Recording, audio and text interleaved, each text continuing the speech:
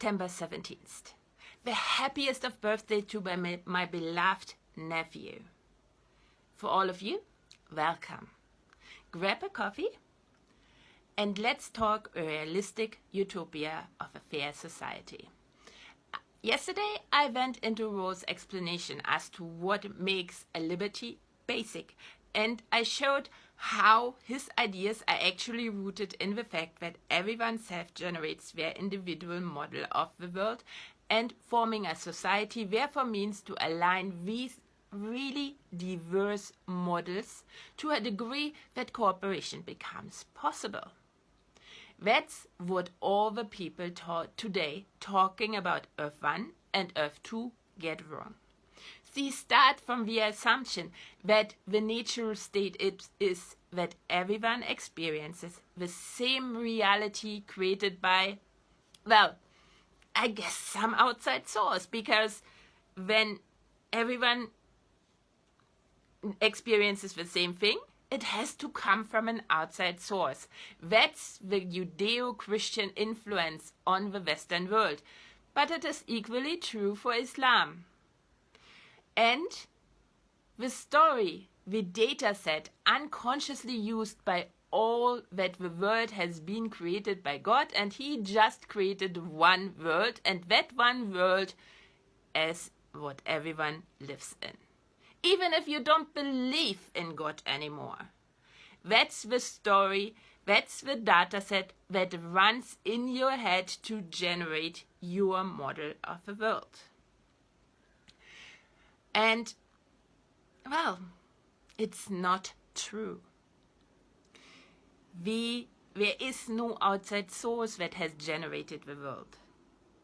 The world exists, the physical universe exists out there, but we cannot comprehend it because we don't have the capacity in our brains to process all the data that would be necessary. So what we do is self-generate a model, and we self-generate it from just a tiny bit of perceptions, because it's not, even if we think it is, our eyes are not seeing like a movie, a four-dimensional movie out there. And we don't have a soundtrack to the movie that's coming in through our ears. It's only just a few things that we are picking up with our senses. And then we use experiences and other information we have picked up along the way.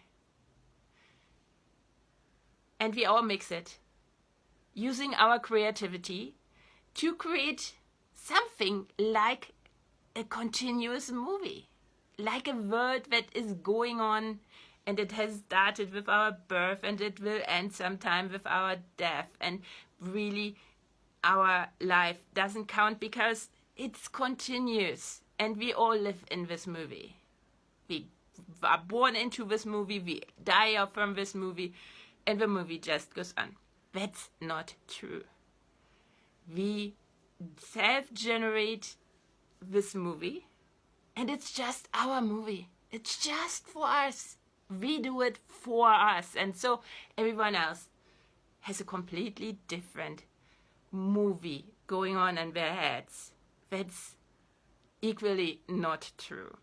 So what we need to do is we need to seriously press a reset button on this belief that an outside source has created a world that we are experiencing completely and fully.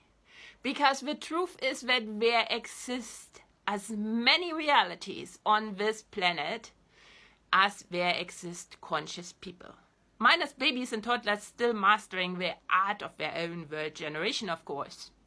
It is up in us, therefore, to align these diverse individual models of the world to some degree, not completely, just to some degree that is the degree that is necessary, so we are able to cooperate with each other. This work needs to happen constantly. The data set all people are supposed to use in their word generation, individual word generation process, in their minds, needs to be constantly updated and repeated. Because we, the people, continuously generate updated models of the world, new sequences of our movie, on the basis of new perceptions, new experiences, and new energy and information, which we just steer in our creativity. That's why religious institutions demand constant attendance of services and constant reading of scripture when you are not in the service. The constant debate of scripture, the constant argument of scripture, the constant trying to find a consensus about what the scripture says. The scripture told to you, discussed by you, agreed upon by you and others. And she will prohibit a lot of possible experiences where more diverse information could be picked up. Like, don't listen to pop music. Don't dress like that.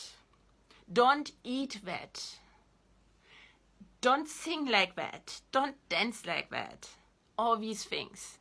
They want to dominate their members' word generation process with their particular data set. And of course there's a reason, but I'm not going into that because I don't want to criticize religion right now here. The same goes on in authoritarian regimes that all try to cut off any outside information sources. And I tell you, that was East Germany's biggest problem because she couldn't.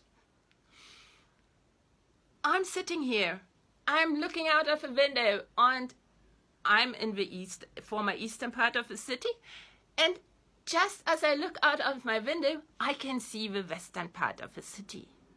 And, well, radio waves don't really care about borders, so we had West TV, we had West German radio stations, we had all the information coming in. So the East Germans couldn't dominate our word generation process as they wanted to. We had different information, diverse information, and so our word generation process became diverse, and they couldn't handle it.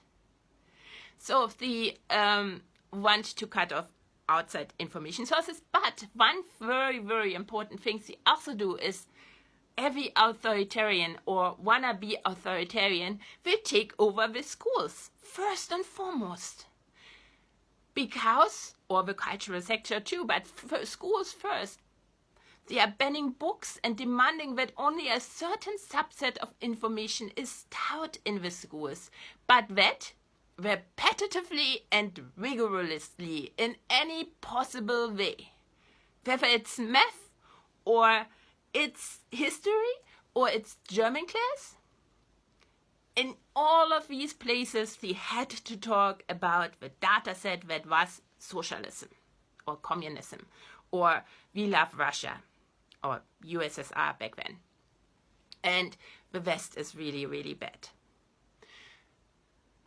So that the children who grew up to become adults in such a system never even realize that they are the masters of their own word generation process.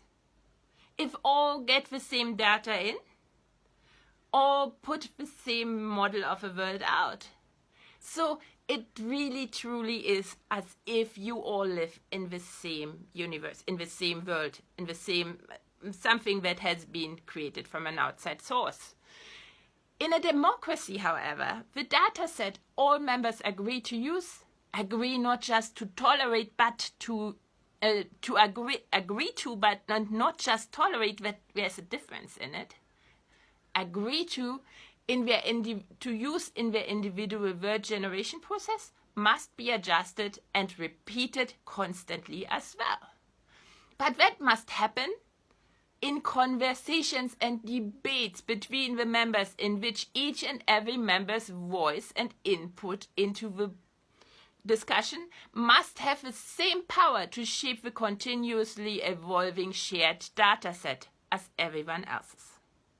Members of a democratic society must themselves therefore remain always convincible that their model of the world is not the only existing truth, but their choice, and be ready to change it for good reasons, therefore, because they can.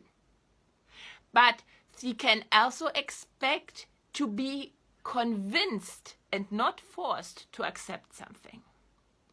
Currently, we lack in both, as well as in the general willingness, and often also time and opportunity, as there is an expectation built into the dataset we forced on everyone right now, that the mass of people needs to exploit existing knowledge for the benefit of a few, to put in the work that it takes. I meant to talk about the philosophical divide on importance of certain freedoms and why neither Rousseau, school of thought, nor Locke's will ever lead to a truly fair society.